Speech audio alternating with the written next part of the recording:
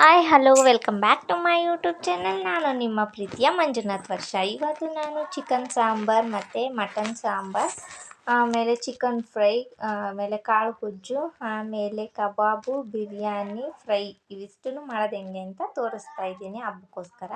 ನೋಡಿ, ಫಸ್ಟು ನಾನು ಈರುಳ್ಳಿ, ಬೆಳ್ಳುಳ್ಳಿ, ಒಣಮೆಣ್ಸಿನ್ಕಾಯಿನ ಹುರ್ಕೊಂಡಿದ್ದೆ ಎಣ್ಣೆಲಿ, ಅದನ್ನು ಹಾಕ್ಕೊಂಡಿದ್ದೀನಿ. ಮತ್ತು ಕಾಯಿ ಹಾಕ್ಕೊಂಡಿದ್ದೀನಿ, ಚಕ್ಕೆ, ಲವಂಗ, ಶುಂಠಿ, ಪುದೀನ, ಕೊತ್ತಂಬರಿ, ಕಡಲೆ, ತೆಂಗಿನಕಾಯಿ ಇಷ್ಟನ್ನ ಹಾಕಿ ಒಂದು ಸ್ವಲ್ಪ ಪುಡಿ ಹಾಕಿ ರುಬ್ಬಿಟ್ಕೊಂಡಿದ್ದೀನಿ.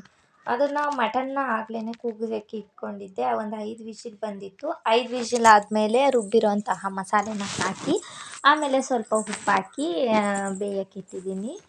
ಕುಕ್ಕರ್ ಏನು ಕ್ಲೋಸ್ ಮಾಡಿಲ್ಲ, ಹಾಗೆ ಬೇಯೋಕ್ಕಿಟ್ಟಿದ್ದೀನಿ.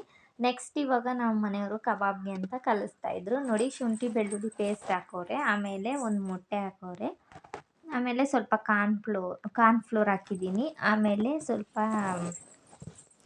ಇದು ಕಬಾಬ್ ಪೌಡರು, ಆಮೇಲೆ ಸ್ವಲ್ಪ ಅರಿಶಿನ ಪುಡಿ, ಉಪ್ಪು ಇದಿಷ್ಟನ್ನು ಹಾಕಿ ನೀಟಾಗಿ ಮೊಟ್ಟೆ ಒಂದನ್ನು ಹಾಕ್ಕೊಂಡಿದ್ದೀನಿ.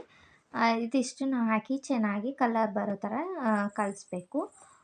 ಇದೆಲ್ಲ ಹಾಕಿದ್ಮೇಲೆ ಅದು ಕಲರು ಬರೋದಕ್ಕೆ ಯಾವ ಪೌಡ್ರ್ ಹಾಕಬೇಕು ಅಂತಲೂ ಹೇಳ್ತೀನಿ ಇವಾಗ. ನಮಗೆ ಯಾವುದೇ ರೀತಿ ಕಲರ್ ಬರ್ದಂಗೆ ಹಾಕಬೇಕು ಅಂದರೆ ನೋಡಿ, ನಮ್ಮ ಮನೆಯವ್ರು ತೋರಿಸ್ತಾ ಇದ್ದಾರಲ್ಲ, ಈ ಸ್ಪರ್ಶ್ ಮಸಾಲ ಅನ್ನೋದನ್ನು ಹಾಕಿದ್ರೆ ಕಲರ್ ಅನ್ನೋದು ಚೆನ್ನಾಗಿ ಬರುತ್ತೆ. ಸ್ವಲ್ಪ ಅರಿಶಿನ ಪುಡಿ, ಸ್ವಲ್ಪ ಖಾರದ ಪುಡಿ, ಸ್ವಲ್ಪ ಉಪ್ಪು ಹಾಕೋದ್ರಿಂದ ರುಚಿ ಇನ್ನೂ ಚೆನ್ನಾಗಿರುತ್ತೆ. ಅದಕ್ಕೋಸ್ಕರ ನಾನು 2 ಕಬಾಬ್ ಪೌಡ್ರ್ ಯೂಸ್ ಮಾಡವ್ರೆ.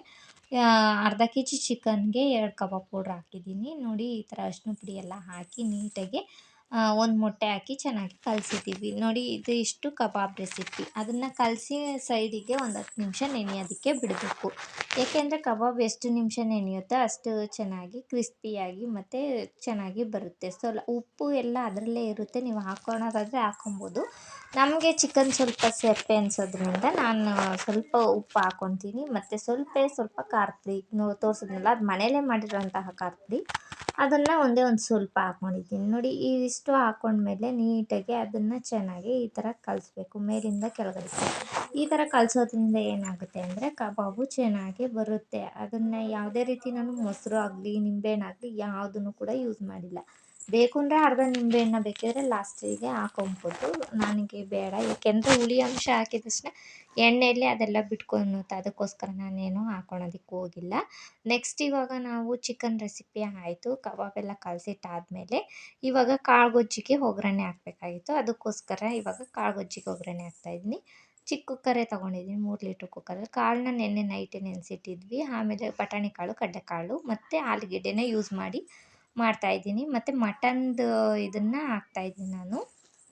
ಇದಕ್ಕೆ ಚಿಕನ್ದು ಹಾಕಿಲ್ಲ, ಮಟನ್ದು ಹಾಕಿದ್ದೀನಿ. ಸ್ವಲ್ಪ ಎಣ್ಣೆ ಹಾಕಿದ್ದೀನಿ, ಆಮೇಲೆ ಸ್ವಲ್ಪ ಹಸಿಮೆಣ್ಸಿನ್ಕಾಯಿ ಹಾಕಿದ್ದೀನಿ, ಆಮೇಲೆ ಒಂದೇ ಒಂದು ಸಣ್ಣಗೆ ಈರುಳ್ಳಿ ಹಚ್ಚಿಟ್ಕೊಂಡಿದ್ವಿ, ಅದನ್ನು ಕೂಡ ಹಾಕಿದ್ದೀನಿ. ಅದಾದಮೇಲೆ ಸ್ವಲ್ಪ ಒಂದೇ ಒಂದು ಟೊಮೊಟೊನ ಹಚ್ಚಿಟ್ಕೊಂಡಿದ್ದೆ ಸಣ್ಣಗೆ, ಅದನ್ನು ಕೂಡ ಹಾಕಿದ್ದೀನಿ. ಈರುಳ್ಳಿ ಚೆನ್ನಾಗಿ ಬಾಡಿದ್ಮೇಲೆ ಟೊಮೊಟೊ ಹಾಕಿದ್ರೆ ಸಾಫ್ಟಾಗಿ ಚೆನ್ನಾಗಿ ಬೇಯುತ್ತೆ. ನೋಡಿ, ಟೊಮೊಟೊ ಹಾಕಾದ್ಮೇಲೆ ನಾನು ಇದನ್ನ ಇಟ್ಕೊಂಡಿದ್ನಲ್ಲ, ನಾನು ಚಿಕನ್ಗೆ ಮತ್ತು ಮಟನ್ ಸಾಂಬಾರಿಗೆ ಮತ್ತು ಇದಕ್ಕೆ ಕಾಳು ಗೊಜ್ಜಿಗೆ ಎರಡಕ್ಕೂ ಒಟ್ಟಿಗೆನೇ ರುಬ್ಬಿಟ್ಕೊಂಡಿದ್ದೆ. ಅದಕ್ಕೆ 3/4 ಭಾಗ ಹಾಕಿದ್ದೀನಿ, ಇದಕ್ಕೆ 1/4 ಭಾಗ ಹಾಕಿದ್ದೀನಿ ಅಷ್ಟೇ ಮಸಾಲೆನ. ಅದೇ ಮಸಾಲೆನೇ ಕೂಡ ಇದಕ್ಕೂ ಯೂಸ್ ಮಾಡಿದ್ದೀನಿ. ಆದರೆ ಈರುಳ್ಳಿ, ಹಸಿಮೆಣ್ಸಿನ್ಕಾಯಿ, ಟೊಮೊಟೊ ಹಾಕಿ ಒಗ್ಗರಣೆ ಹಾಕಿದ್ದೀನಿ. ನೋಡಿ, ಇವಾಗ ಆಲೂಗೆಡ್ಡೆ ಮತ್ತು ಮಟನ್ ತೊಳೆದಿಟ್ಕೊಂಡಿದ್ನಲ್ಲ, ಅದನ್ನು ಕೂಡ ಹಾಕಿದ್ದೀನಿ. ಹಾಕಿ ಎಲ್ಲದನ್ನು ಚೆನ್ನಾಗಿ ಮಿಕ್ಸ್ ಮಾಡಬೇಕು. ಆಮೇಲೆ ನೆನೆಸಿಟ್ಟಿರುವಂತಹ ಬಟಾಣಿ ಕಾಳು, ಕಡಲೆಕಾಳು, ಬೇಕಿದ್ದರೆ ಹೆಸ್ರು ಕಾಳು ಬೇಕಾದ್ರೂ ಮಿಕ್ಸ್ ಮಾಡಿ ಹಾಕ್ಕೊಬೋದು.